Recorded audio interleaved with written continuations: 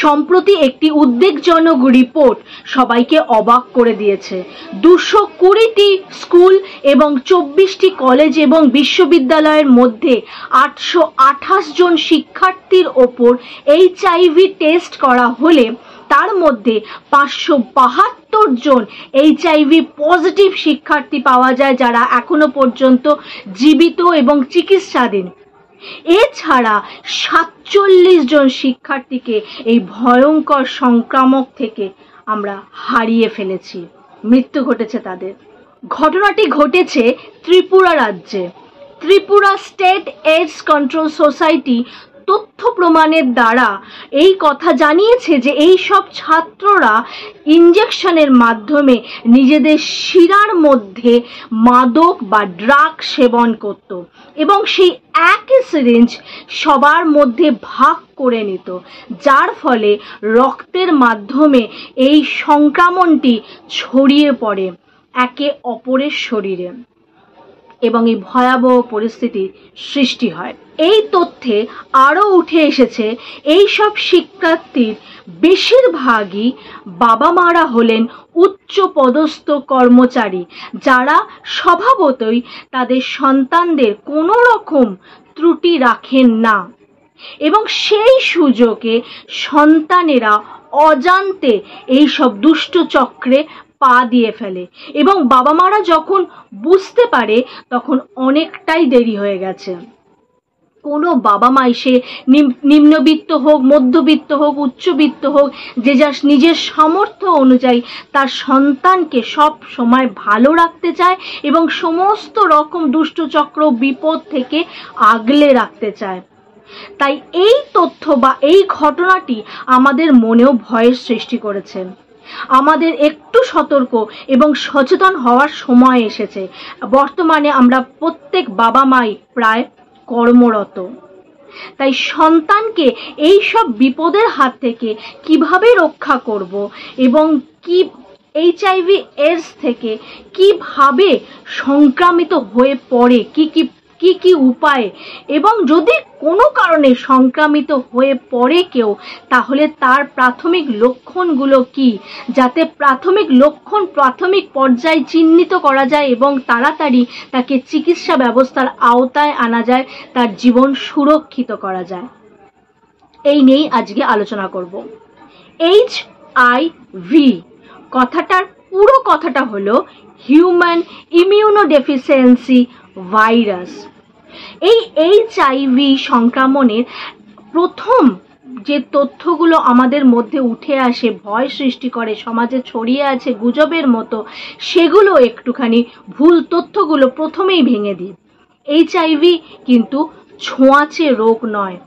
HIV positive একজন মানুষকে তুমি যদি আলিঙ্গন করো, জড়িয়ে ধরো, বা তার সাথে থাকো, বা তার সঙ্গে খাবার ভাগ করে খাও, এক থালায় তার সঙ্গে খাও, তাহলে কিন্তু এইচআইভি ছড়ায় না, বা তার হাঁচি কাশির মাধ্যমেও ছড়ায় না।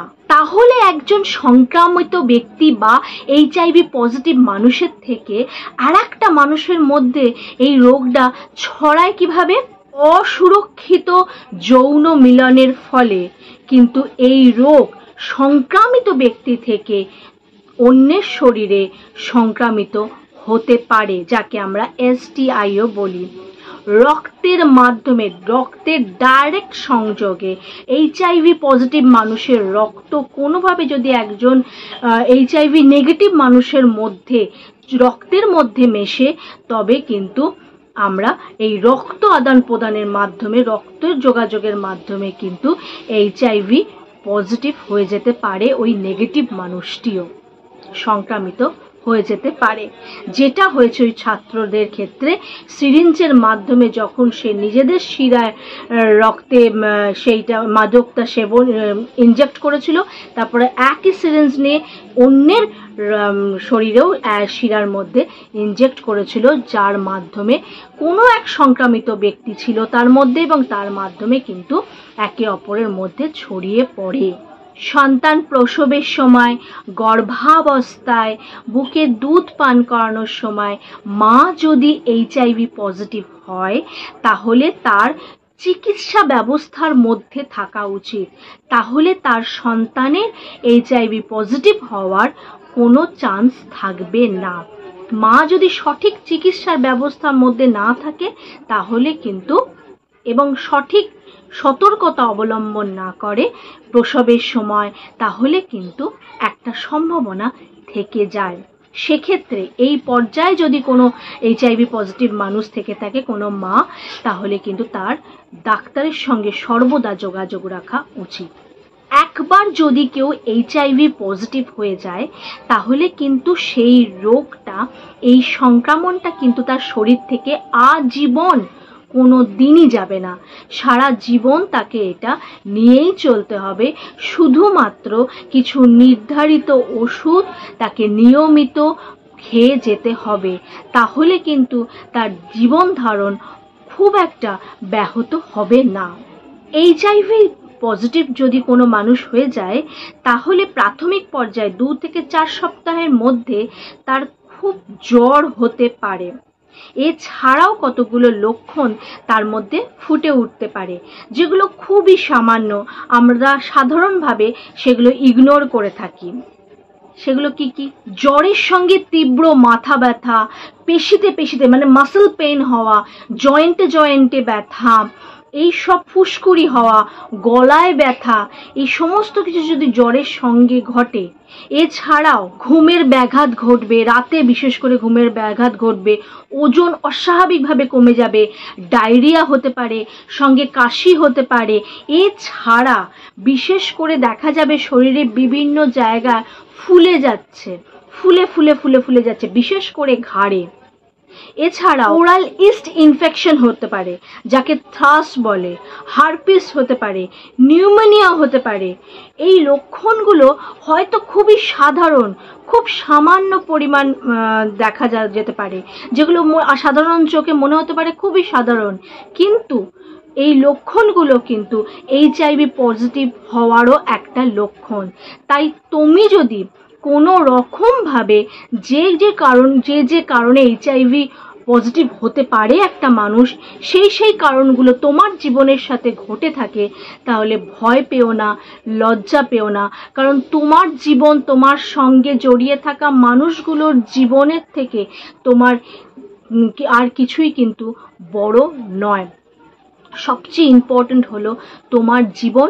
তার জন্য তোমাকে তাড়াতাড়ি যদি কোনো কারণ ঘটে থাকে তোমার এইচআইভি সংক্রামিত হওয়ার, যে কারণগুলো আমি আগে আলোচনা করেছি, তাহলে 70 ডাক্তারের সঙ্গে এই লক্ষণগুলো দেখলেই যোগাযোগ করো, যাতে তাড়াতাড়ি তুমি চিকিৎসা ব্যবস্থার মাধ্যমে আসতে পারো এবং তাড়াতাড়ি তুমি সুস্থ সবলভাবে জীবন ধারণ করতে পারো। এই প্রাথমিক পর্যায়ে রোগটা যদি ধরা না পড়ে এবং তুমি যদি অবহেলা করো, ডাক্তারের সঙ্গে যোগাযোগ না করো, চিকিৎসাধীন না থাকো, তাহলে কিন্তু আরো অন্যান্য গুরুতর রোগ তাড়াতাড়ি তোমার শরীরে অ্যাটাক করে ফেলবে এবং এক্ষেত্রে কিন্তু ইমিউনিটি সিস্টেমটা টোটালি ব্রেকডাউন করে যায়। তাই অন্যান্য গুরুতর রোগ খুব তাড়াতাড়ি আক্রমণ করে ফেলে এবং যদি চিকিৎসা ব্যবস্থার বাইরে থাকো তাহলে 8 থেকে 10 বছর পরে কিন্তু একেবারে এইডসে পরিণত হয়ে যাবে, সেটা কিন্তু মৃত্যুর দরজায় দাঁড়িয়ে যাবে সেই মানুষটা। তখন কিন্তু ফেরানো বা তাকে সুস্থ সবলভাবে বাঁচিয়ে রাখাটা কিন্তু খুবই কঠিন হয়ে যাবে। কেউ এইচআইভি পজিটিভ নির্ধারিত হয়েছে মানে সে কিন্তু অপরাধী নয়, অবহেলিত নয়, ছোঁয়াছেও নয় তার রোগটা। তাই ভয় পেও না, লজ্জা কেউ পেও না, এগিয়ে এসো। এবং এই রকম অনেক মানুষ আছে, তাহলে সেই মানুষটাকে দেখে অন্যান্য মানুষরাও এগিয়ে আসবে এবং আমাদেরও দায়িত্ব, যারা এইচআইভি নেগেটিভ মানুষ আছে তারা যাতে এইচআইভি পজিটিভ মানুষের হাত শক্ত করে ধরে এবং চিকিৎসা ব্যবস্থার সঙ্গে তারা যুক্ত থাকতে পারে। কারণ অনেক সময় ভয়ে, লজ্জায় অনেকটা পিছিয়ে থাকে, তারা আর চিকিৎসা করায় না। তার ফলে কি হয় না, খুব তাড়াতাড়ি অন্যান্য রোগ ধরে যায় এবং কিছু বছর পরে এইডসে পরিণত হয় এবং মৃত্যু হয়ে যায় অবধারিত। সেই পর্যায়ে যাতে না যায়, কিছু ওষুধ যদি তুমি ঠিকঠাকভাবে খাও এবং যদি কিছু চিকিৎসা ব্যবস্থা ঠিকঠাকভাবে সে পালন করে, তাহলে কিন্তু এইচআইভি পজিটিভ মানুষ হাসি মজার সঙ্গে হাসতে হাসতে জীবনটা কিন্তু কাটাতে পারে। এবং ছোঁয়াচে নয়, আবারও বলছি, আমি ব্যক্তিগতভাবে এইচআইভি পজিটিভ মানুষদের সঙ্গে দীর্ঘদিন ধরে অ্যাজ এ কাউন্সিলর কাজ করেছিলাম, তারপরেও কিন্তু আমার এইচআইভি নেগেটিভ। তাদের সঙ্গে একসঙ্গে খাওয়া দাওয়া করেছি, একসঙ্গে থেকেছি, তারপরেও কিন্তু আমি এইচআইভি নেগেটিভ একজন মানুষ। তাহলে আমি আশ্বাস দিচ্ছি তোমাদেরকে, ওইভাবে ছোঁয়াচের মতো করে কিন্তু এইচআইভি পজিটিভ সংক্রামিত হয় না। তাই ভরসা রাখো, ভরসা দাও, ভালোবাসা দাও সবাইকে, এবং সঠিক জ্ঞান সঠিকভাবে সবার মধ্যে ছড়িয়ে দাও। গুজবে কান দিও না, গুজব ছড়িও না। ভালো থেকো, সুস্থ থেকো, হাসি খুশি থেকো। দেখা হচ্ছে আবার পরবর্তী ভিডিওতে।